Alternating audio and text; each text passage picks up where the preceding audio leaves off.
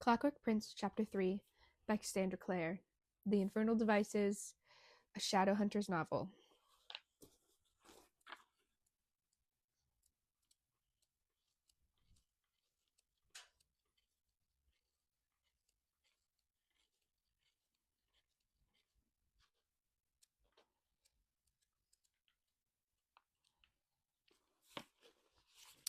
Alas, they had been friends in youth, but whispering tongues can poison truth, and constancy lives in realms above, and life is thorny, and youth is vain, and to be wroth with one we love doth work like madness in the brain.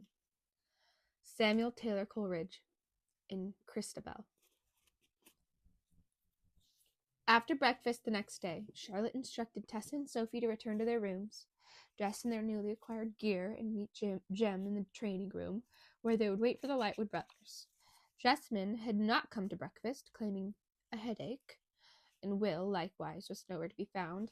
Tessa suspected he was hiding in an attempt to avoid being forced to be polite to Gabriel Lightwood and his brother. She could only partly blame him. Back in her room, picking up the gear, she felt a flutter of nerves in her stomach. It was so very much unlike anything she had ever worn before. Sophie was not there to help her with her new clothes. Part of the training, of course, was being able to dress and familiarize oneself with the gear. Flat-soled shoes, a loose pair of trousers made of thick black material, and a long, belted tunic that reached nearly to her knees. They were the same clothes she had seen Charlotte fight in before, and had seen illustrated in the codex. She had thought them strange then, but the act of actually wearing them was even stranger. If Aunt Harriet could have seen her now, Tessa thought, she would likely have fainted. She met Sophie at the foot of the steps that led up to the Institute's training room. Neither she nor the other girl exchanged a word, just encouraging smiles. After a moment, Tessa went first up the steps, a narrow wooden flight with banisters so old that the wood had begun to splinter. It was strange, Tessa thought, going up a flight of stairs and not having to worry about pulling in your skirts or tripping on them. Though her body was completely covered, she felt peculiarly naked in her training gear. It helped to have Sophie with her. Obviously, equally uncomfortable in her own Shadowhunter gear, when they reached the top of the stairs, Sophie swung the door open, and they made their way into the training room in silence together. They were obviously at the top of the Institute, in a room adjacent to the attic.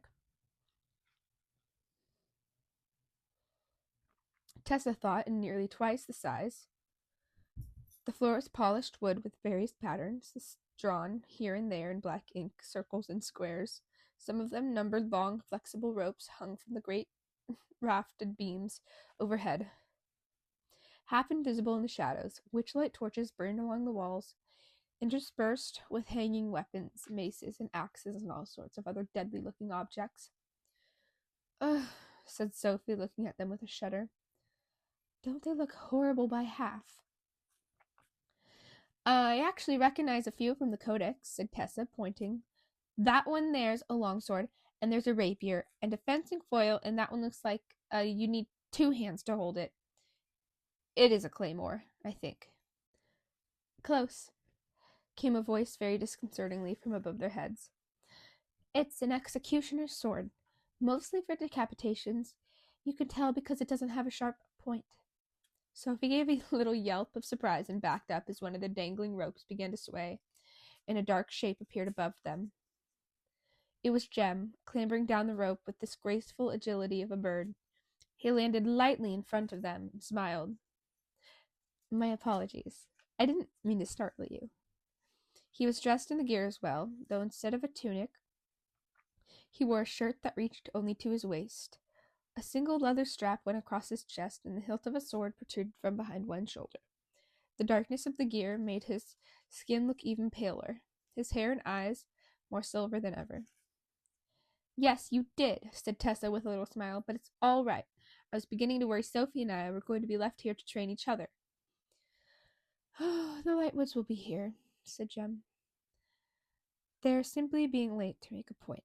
They don't have to do what we say or what their father says either. I wish you were the The one training us, Tess said impulsively. Jem looked surprised. I couldn't. I haven't completed my own training. But their eyes met, and in another moment of wordless communication, Tessa heard what he was really saying. I'm not well enough, often enough, to train you reliably. Her throat hurt suddenly, and she locked eyes with Jem, hoping he could read her silent sympathy in them. She did not want to look away, and found herself wondering if the way that she had scraped her hair back, carefully pinning it into a bun from which no straight strands escaped, looked horribly unflattering. Not that it mattered, of course. It was just Jem, after all. We won't be going through a full course of training, will we? Sophie said, her worried verse breaking into Tessa's thoughts. The council only said that we need to know how to defend ourselves a bit. Jem looked away from Tessa. The connections broke with a snap. There's nothing to be frightened of, Sophie, he said in his gentle voice. And you'll be glad of it. It's always useful for a beautiful girl to be able to fend off the unwanted attentions of gentlemen. Sophie's face tightened, the livid scar on her cheek standing out as red as if it had been painted there. Don't make fun, she said. It isn't kind. Jem looked startled. Sophie, I wasn't. And the door to the training room opened. Tessa turned as Gabriel Lightwood strode into the room, followed by a boy she didn't know. Where Gabriel was slender and dark-haired, the other boy was muscular with thick, sandy blonde hair. They were both dressed in gear with expensive-looking dark gloves studded with metal across the knuckles. Each wore silver bands around each wrist, knife sheaths, Tessa knew, and had the same elaborate white pattern of runes woven into their sleeves.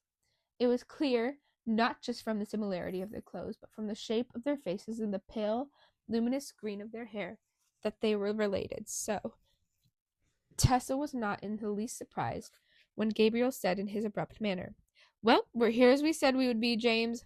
I assume you remember my brother, Gideon, Miss Gray, Miss Collins. Pleased to make your acquaintance, Gideon muttered, meeting neither of their eyes with his. Bad moods seemed to run in the family. Tessa thought, remembering that Will had said that next to his brother, Gabriel seemed a sweetheart. Don't worry, Will's not here, Jem said to Gabriel, who was glancing around the room. Gabriel frowned at him, but Jem had already turned to Gideon. When did you get back from Madrid? He asked politely. Father called me back home a short while ago. Gideon's tone was neutral. Family business. I do hope everything's all right.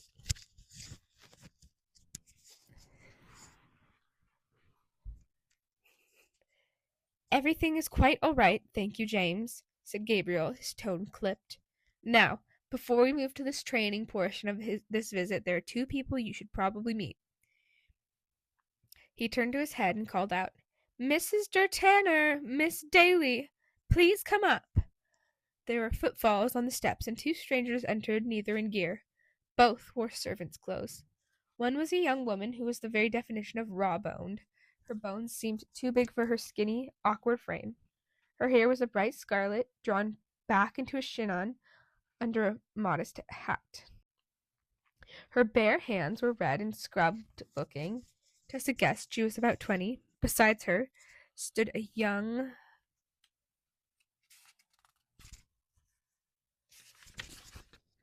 man with dark brown curling hair, tall and muscular. Sophie took a sharp, indrawn breath. She had gone pale. Thomas. The young man looked terribly awkward. I'm Thomas's brother, Miss Cyril Tanner. They are the replacements the council promised you for your lost servants, said Gabriel. Cyril Tanner and Bridget Daly. The consul asked us if we would bring them from King's Cross here, and naturally we obliged. Cyril will replace Thomas, and Bridget will replace the lost cook, Agatha. They were both trained in fine Shadowhunter households and come soundly recommended. Red spots had begun to burn on Sophie's cheeks. Before she could say anything, Jem said quickly, No one could replace Agatha or Thomas for us, Gabriel. They were friends as well as servants. He nodded towards Bridget and Cyril. No offense intended. Bridget only blinked her brown eyes. None taken, said Cyril. Even his voice was like Thomas's, almost eerily so. Thomas was my brother. No one can replace him for me either. An awkward silence descended on the room. Gideon leaned back against one of the walls, his arms crossed, a slight scowl on his face. He was quite good-looking, like his brother, Tessa thought, but the scowl rather spoiled it. Very well, Gabriel said, finally into the silence. Charlotte had asked us to bring them up so you could meet them, Jem. If you'd like to escort them back to the drawing room, Charlotte's waiting with instructions. So neither of them needs any extra training, Jem said. Since you'll be training Tessa and Sophie regardless, if Bridget or Cyril. As the consul said, they have been quite effectively trained in their previous household, said Gideon. Would you like a demonstration? I don't think that's necessary, Jem said. Gabriel grinned. Come along, Carstairs. The girls might as well see that a mundane can fight almost like a shadow hunter, with the right kind of instruction. Cyril? He stalked over to the wall, selected 2 long swords, and threw one towards Cyril, who caught it out of the air handily and advanced towards the center of the room, where a circle was painted on the floorboards. We already know that, muttered Sophie in a voice low enough that only Tessa could hear. Thomas and Agatha were both trained. Gabriel is only trying to annoy you, said Tessa, also in a whisper. Do not let him see that he bothers you. Sophie set her jaw as Gabriel and Cyril met in the center of the room, swords flashing. Tessa had to admit there was something rather beautiful about it. The way they circled each other, blades singing through the air, the blur of black and silver, the ringing sound of metal on metal. The way they moved so fast her vision could barely follow. And yet Gabriel was better. That was clear, even to the untrained eye. His reflexes were faster, his movements more graceful. It was not a fair fight. Cyril, his hair pasted to his forehead with sweat, was clearly giving everything he had, while Gabriel was simply making time. In the end, when Gabriel swiftly disarmed Cyril, with a neat flicking motion of his wrist, sending the other boy's sword rattling to the floor, Tessa couldn't help but feel almost indignant on Cyril's behalf. No human could best a shadow hunter. Wasn't that the point? The point of Gabriel's blade rested an inch from Cyril's throat. Cyril raised his hands in surrender, a smile much like his brother's easy grin spreading across his face. I yield. There was a blur of movement. Gabriel yelped and went down, his sword skidding from his hand. His body hit the ground. Bridget, kneeling atop his chest, her teeth bared, she had slipped up behind him and tripped him while no one was looking. Now she whipped a small dagger from the inside of her bodice and held it against his throat. Gabriel looked up at her for a moment, dazed, blinking in his green eyes. Then he began to laugh. Tessa liked him more in that moment than she ever had before. Not that she was saying much. Very impressive, drawled a familiar voice from the doorway. Tessa turned. It was Will looking at her aunt, as her aunt would have said, as if he'd been dragged through a hedge backwards. His shirt was torn, his hair was mussed, and his blue eyes were rimmed with red. He bent down, picked up Gabriel's fallen sword, and leveled it at Bridget's direction with an amused expression. But can she cook? Bridget scrambled to her feet, her cheeks flushing dark red. She was looking at Will the way girls always did, a little open-mouthed, as if she couldn't quite believe the vision that had materialized in front of her. Tessa wanted to tell her that Will looked better when he was less bedraggled, and that being fascinated by his beauty was like being fascinated by a razor-sharp piece of steel. Dangerous and unwise, but what was the point? She'd learn it herself soon enough. I'm a fine cook, sir, she said in lilting Irish accent. My previous employers had no complaints. Lord, you're Irish, said Will. Can you make things that don't have potatoes in them? We had an Irish cook once when I was a boy. Potato pie, potato custard, potatoes with potato sauce. Bridget looked baffled. Meanwhile, somehow Jem had crossed the room and seized Will's arm. Charlotte wants to see Cyril and Bridget in the drawing room. Shall we show them where it is? Will wavered. He was looking at Tessa now. She swallowed against her dry throat. He looked as if there was something he wanted to say to her. Gabriel glanced between them, smirked. Will's eyes darkened, and he turned, Jem's hand guiding him towards the stairway, and stalked out. After a startled moment, Bridget and Cyril followed. When Tessa turned back to the center of the room, she saw that Gabriel had taken one of the blades and handed it to his brother. Now, he said, it's about time to start training, wouldn't you say, ladies? Gideon took the blade. Esta es la idea más estúpida. Esta es la idea más estúpida que nuestro padre ha tenido, he said. Jamás. Sophia and Tessa exchanged a look. Tessa wasn't sure exactly what Gideon had said, but estúpida sounded familiar enough. It was going to be a long remainder of the day. They spent the next few hours performing balancing and blocking exercises. Gabriel took it upon himself to oversee Tessa's instruction, while Gideon was assigned to Sophie. Tessa couldn't help but feel that Gabriel had chosen her to annoy Will in some obscure way, whether Will knew about it or not. He wasn't a bad teacher, actually, fairly patient, willing to pick up weapons again and again as she dropped them, until he could show her how to get the grip correct, even praising when she did something right. She was concentrating, too, fiercely, to notice whether Gideon was adept in training Sophie, though Tessa heard him muttering in Spanish from time to time. By the time the training was over and Tessa had bathed and dressed for dinner, she was starving in a most unladylike manner. Fortunately, despite Will's fears, Bridget could cook, and very well. She served a hot roast with vegetables and a jam tart with custard to Henry, Will, Tessa, and Jem for dinner. Jessamine was still in her room with a headache, and Charlotte had gone to the Bone City to look directly through the reparations archives herself. It was odd, having Sophie and Cyril coming in and out of the dining room with platters of food. Cyril carving the roast just as Thomas would have, Sophie helping him silently. Tessa could hardly help but think how difficult it had to be for Sophie, whose closest companions in the Institute had been Agatha and Thomas. But every time Tessa tried to catch the other girl's eyes, Sophie looked away. Tessa remembered the look on Sophie's face the last time Jem had been ill, the way she twisted her cap in her hands, begging for news of him. Tessa had ached to talk to Sophie about it afterward, but knew she never could. Romance between mundanes and shadow hunters were forbidden. Will's mother was a mundane, and his father had been forced to leave the shadow hunter to be with her. He must have been terribly in love to be willing to do it.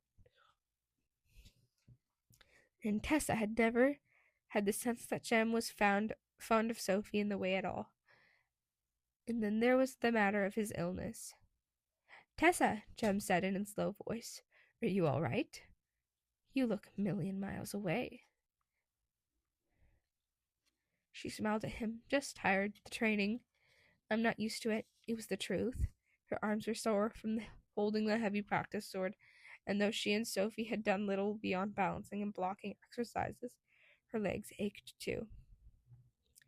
"There's a salve the Silent Brothers make for some muscles. Knock on the door of my room before you go to sleep, and I'll give you some." Tessa flushed slightly, then wondered why she had flushed. The shadow hunters had their odd ways. She had been in Jem's room before, even alone with him in her night attire, and no fuss had been made over it. All he was doing now was offering her a bit of medicine, and yet she could feel the heat rise in her face, and he seemed to see it, and flushed himself, the color very visible against his pale skin. Tessa looked away hastily and caught Will watching them both, his blue eyes level and dark. Only Henry, chasing mushy peas around his plate with a fork, seemed oblivious. "Much obliged," she said. "I will—" Charlotte burst into the room, her dark hair escaping from its pins in a whirl of curls, a long scroll of paper clutched in her hands. "I found it!" she cried. She collapsed breathlessly into the seat beside Henry, her normally pale face rosy with exertion. She smiled at Jem. "You were right. The reparations archives. I found it after only a few hours of looking." Let me see, said Will, setting down his fork. He had eaten only a very little of his food. Tessa couldn't help noticing the bird design ring flashed on his fingers as he reached for the scroll in Charlotte's hand. She swatted his hand away, good-naturedly. No, we shall all look at them at the same time. It was Jem's idea anyway, wasn't it? Will frowned, but said nothing. Charlotte spread the scroll out over the table, pushing aside teacups and empty plates to make room, and the others rose and crowded around her, gazing down at the document. The paper was really more like thick parchment with dark red ink like the color of the runes on the Silent Brothers' robes. The handwriting was in English, but cramped and full of abbreviations. Tessa could make neither head nor tail of what she was looking at. Jem leaned in close to her, his arm brushing hers, reading over her shoulder. His expression was thoughtful. She turned her head towards him. A lock of his pale hair tickled her face. "What does it say?" she whispered. "It's a request for recompense," said Will, ignoring the fact that she had addressed her question to Jem. "Sent to the York Institute in 1825 in the name of Axel Hollingworth Mortmain, seeking reparations for the unjustified death of his parents, John Thaddeus and Anne Evelyn Shade, almost a decade before." "John Thaddeus Shade," said Tessa. "J.T.S. The initials on Mortmain's watch. But if he was their son, why doesn't he have the same surname?" "The Shades were warlocks," said Jem, reading further down the page. "Both of them. He couldn't have been their blood son. They must have adopted him, and let him keep his mundane name. It does happen from time to time." His eyes flicked toward Tessa and then away. She wondered if he was remembering, as she was, their conversation in the music room about the fact that warlocks could not have children. "He said he began to learn about the dark arts during his travels," said Charlotte, "but if his parents were warlocks—" "Adoptive parents," said Will. "Yes, I'm sure he knew just who in Downworld to contact to learn the darker arts." "Unjustifiable death," Tessa said in a small voice. "What does that mean, exactly?" "It means he believes that Shadowhunters killed his parents, despite the fact that they had broken no laws," said Charlotte. "What law were they meant to have broken?" Charlotte frowned. "It says something here about unnatural and illegal dealings with demons. That could be nearly anything. And that they stood accused of creating a weapon that could destroy Shadowhunters. The sentence for that would have been death. This was before the Accords, though. You must remember, Shadowhunters could kill Downworlders on the mere suspicion of wrongdoing. That's probably why there's nothing more substantive or detailed in the paperwork here. Mortmain filed for recompense through the York Institute under the aegis of Aloysius Starkweather. He was asking not for money, but for the guilty parties, Shadowhunters, to be tried and punished. But the trial was refused here in London on the grounds that the Shades were, beyond a doubt, guilty. And that's really all there is. This is simply a short record of the event, not the full papers. Those would still be in the York Institute. Charlotte pushed her damp hair back from her forehead.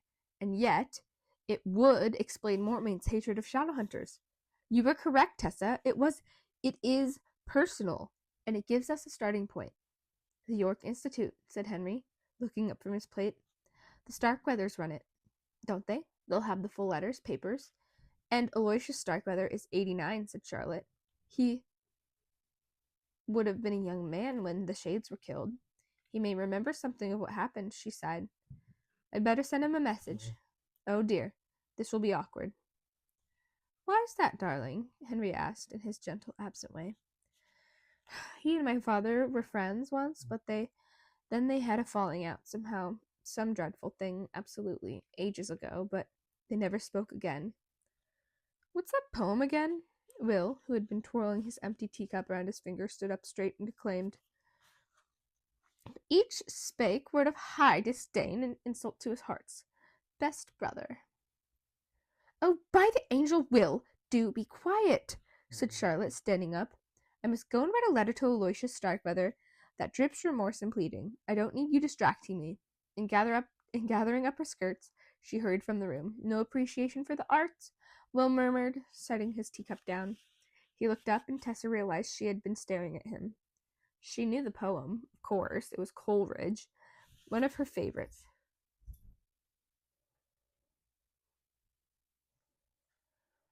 There was more to it as well, about love and death and madness, but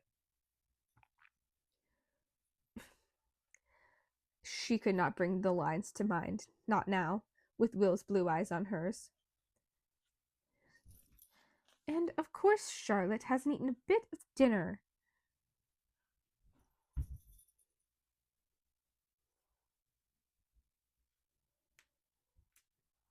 Henry said, getting up. I'll go see if Bridget can't make her up a plate of cold chicken. As for the rest of you, he paused for a moment, as if he were about to give them an order, send them to bed, perhaps, or back to the library, to do more research. The moment passed, and a look of puzzlement crossed his face. Blast it! I can't remember what I was going to say, he announced, and vanished into the kitchen. The moment Henry left, Will and Jem fell into an earnest discussion of reparations, downworlders, accords, covenants, and laws that left Tessa head spinning. Quietly, she rose and left the table, making her way to the library. Despite its immense size,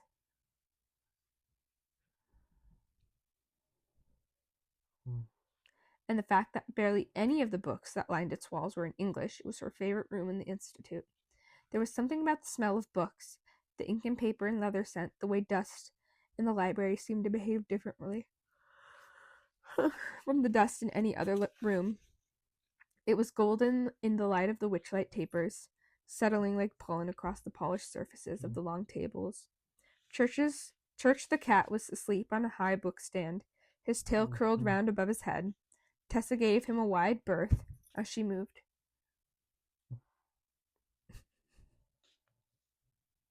toward the small poetry section along the lower right-hand wall.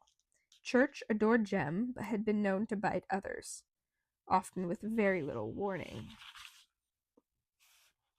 She found the book she was looking for and knelt down beside the bookcase. The scene, flipping until she found the right page, the scene where the old man in Christabel realizes that the girl standing before him is the daughter of his once best friend and now most hated enemy, the man he can never forget.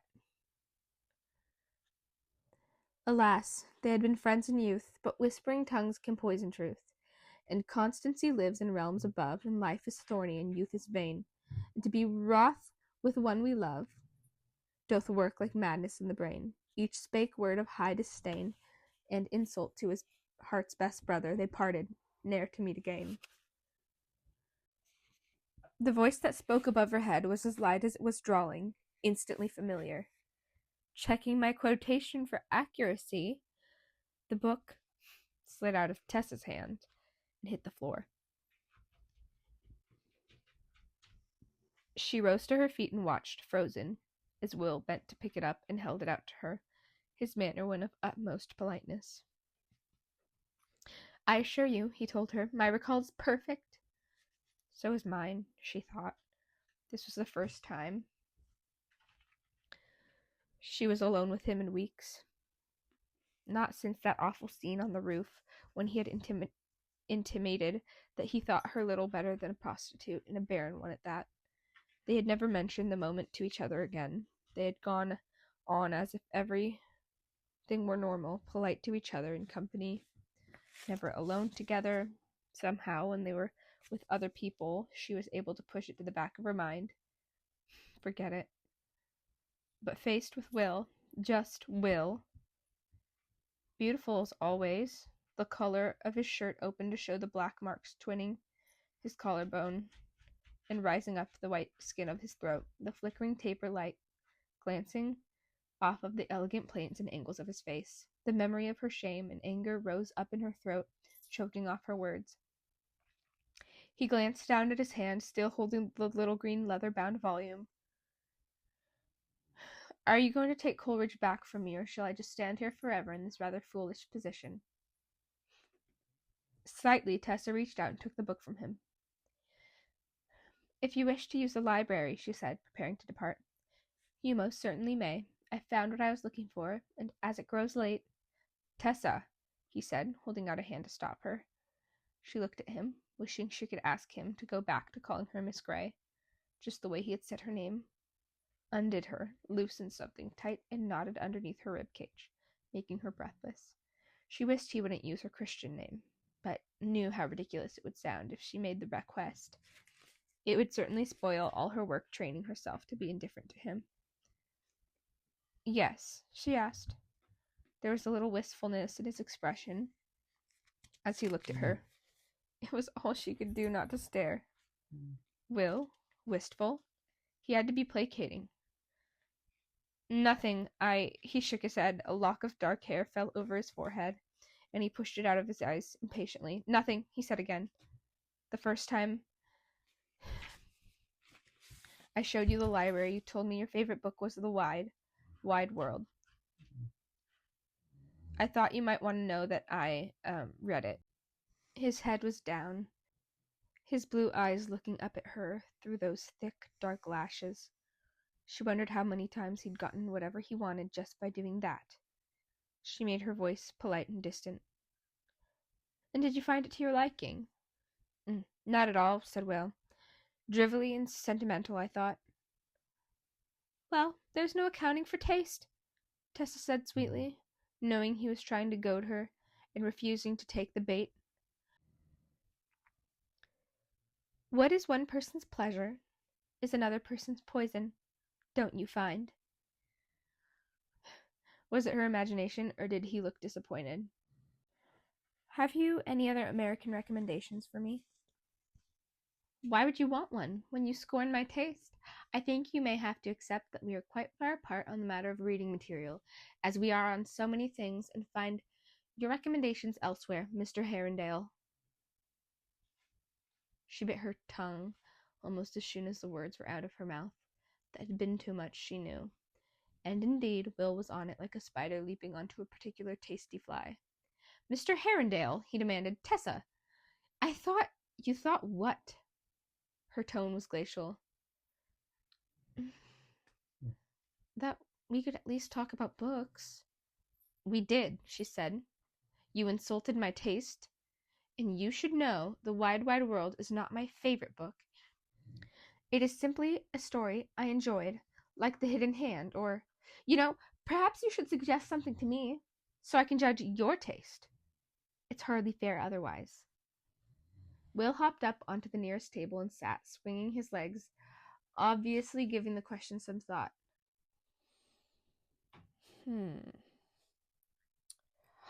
The Castle of Otranto. Isn't that the book in which the hero's son is crushed to death by a gigantic helmet that falls from the sky? And you said A Tale of Two Cities was silly, said Tessa, who would have died rather than admit she had read Otranto and loved it. A Tale of Two Cities? Echoed Will. I read it again, because we had talked about it. You were right. It isn't silly at all. No, he said. There's too much despair in it. She met his gaze. His eyes were as blue as lakes. She felt as if she were falling into them. Despair. Steadily, he said. There's no future for Sydney, is there? Without or with love. He knows he cannot save himself without Lucy. But to let her near him would be to degrade her. She shook her head. That is not how I recall it. His sacrifice is noble. It is what is left to him, said Will. Do you not recall what he said to Lucy?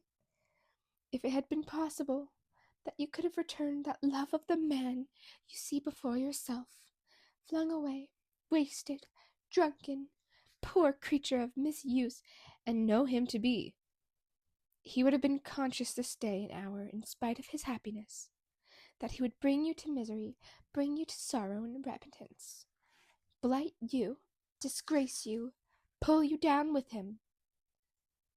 A log fell in the fireplace, sending up a shower of sparks and startling them both and silencing Will.